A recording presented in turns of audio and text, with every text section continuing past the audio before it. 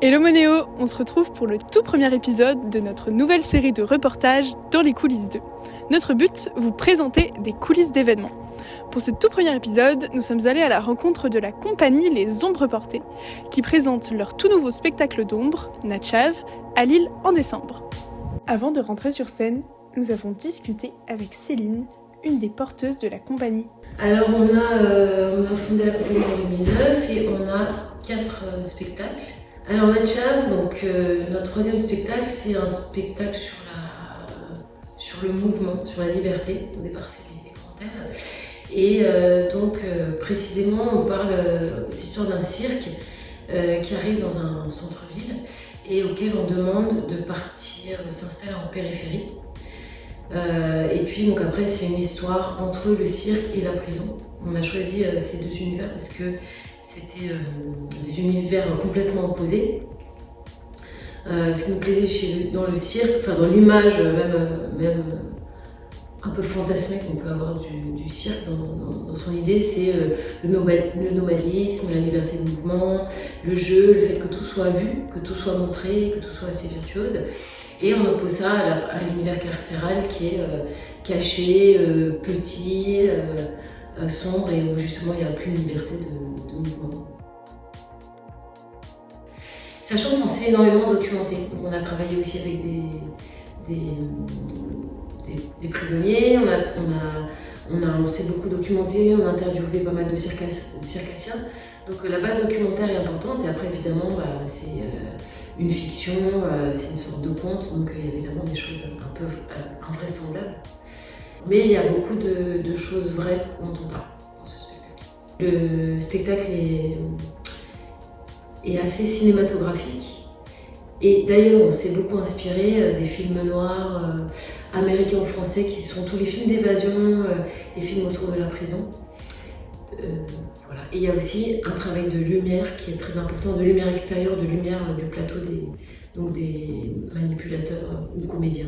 Et donc la musique elle est extrêmement importante parce qu'elle revêt une fonction narrative.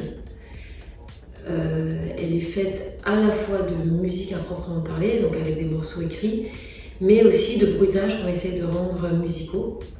Et ce sont ces bruitages qui assument la fonction narrative, d'ailleurs tout autant que certaines ambiances musicales qui permettent de rendre compte de tensions ou de moments plus joyeux, et donc qui portent à ce titre la narration. Et ça permet aussi de toucher un public très large et de pouvoir aller jouer à l'étranger sans que la langue soit une barrière. Marion et Christophe sont deux des manipulateurs du spectacle. Leur mission, faire vivre des ombres au rythme de la musique. Ils ont accepté de nous expliquer le fonctionnement de cette tâche très technique. On fait plutôt des montages un peu comme le cinéma, c'est-à-dire que par exemple Marion va commencer une image ici, et puis on va faire ce qu'on appelle dans le cinéma un fondu enchaîné, c'est-à-dire que quand moi je vais allumer doucement, elle va éteindre progressivement, et puis voilà, on va avoir deux images qui se chevauchent. On a beaucoup, en manipulation, on a beaucoup de tops sur la musique. Mais les musiciens ont toujours l'œil sur le cyclo. Et donc eux aussi, ils ont des top images. Mais nous, sur le plateau, avec les lampes, on a beaucoup de séquences qui démarrent en musique, qui s'éteignent en musique. On a plein de petits repères sonores. Comme il y a beaucoup de bruitage aussi, il y a beaucoup de séquences qui sont bruitées, c'est pas que de la musique.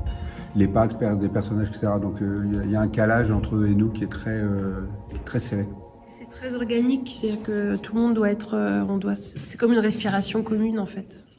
Il faut que vraiment ça change tout de sentir qu'on est ensemble ou pas. En tout cas pour nous et je pense aussi pour les personnes qui voient le spectacle. Quand on est tous à l'écoute et que vraiment tout est précis, vraiment sur des respirations, c'est finaux, hein, mais ça change tout en fait. Ça fait vraiment, c'est comme du papier à musique. C'est des répétitions et des répétitions pour que ce soit parfaitement précis. On se débrouille vraiment pour que nos mains apparaissent jamais. L'idée, c'est vraiment d'être le plus discret possible. C'est-à-dire que, à ce point de vue-là, il ne faut pas que nos mains rentrent dans l'image. En revanche, nous, sur le plateau, donc dans ce spectacle-là, on a décidé de montrer les décors, de montrer les corps des manipulateurs, et on a chorégraphié tout ça pour que ça soit un petit ballet sur le plateau. C'est-à-dire qu'il n'y ait pas que l'histoire projetée sur l'écran. Mais si tu regardes au sol, il y a plein de marquages, de petits scotch de couleur, qui sont tous à un endroit extrêmement précis. Quand on a besoin d'amener un module qui vient des coulisses, eh ben, on repère notre marquage, on sait que tel module va sur les bleus, l'autre va sur les marques oranges. Et donc tout ça est très précis parce que si par exemple ce module il est de travers, eh ben, l'image elle est de travers aussi. Donc on a besoin que tout soit très très très calé, très parallèle à l'écran. Et pour nos déplacements aussi. On sait comme ça où on est. Là il y a des croix qui sont les emplacements des musiciens pendant la parade par exemple. Pour comprendre concrètement quel était le rôle des manipulateurs, Marion et Christophe nous ont décortiqué quelques scènes. Et donc ce module, il a une place qui part là. Et donc tu vois, en fait, c'est même pas de la perspective. On appelle ça comment une axonométrie. C'est-à-dire qu'en fait, toutes les lignes du module là sont parallèles. Il n'y a pas de point de fuite. Mais si on l'avait fait tout droit, eh ben on n'aurait pas pu le projeter. Si on l'avait fait sans la pente, on n'aurait pas pu le projeter sur ce cyclo qui est plus haut. Mais si je l'éclaire, donc ce module qui a l'air d'être tout tordu, eh ben quand je suis dedans, on a l'impression qu'on avance dans un couloir qui lui ne l'est pas. On a utilisé pas mal de tulles sur les décors, avec des tulles de différents grains, parce que comme le tulle laisse passer la lumière, bah forcément ça nous fait un gris, et ce gris crée de la matière. Donc voilà, ça colore les portes. Et l'intérêt de ces tulles, c'est que ça nous fait de la matière à l'image, et puis ça nous donne des valeurs de gris. Et aussi, ça nous permet de construire de la profondeur, par exemple comme dans la cellule, où le mur du fond est gris. Mais ça nous permet aussi de laisser passer assez de lumière, donc du coup de reprojeter des ombres. Ça reste un principe quasiment de base. Après, il y a des petits systèmes, tu vois, de butée, c'est-à-dire pour être sûr que le bras aille pas plus loin que ce qu'on veut. À l'intérieur de la marionnette, là, il y a une petite butée qui fait que le bras, toc, il bute contre la butée. Et il y a des petits élastiques aussi pour faire revenir la marionnette à sa position initiale. Là, par exemple, on a une petite marionnette, on dirait pas grand-chose, mais en fait, il est en train de s'endormir et en même temps qu'il va baisser la tête, il a une paupière qui va se fermer et il va vraiment fermer les yeux. Voilà.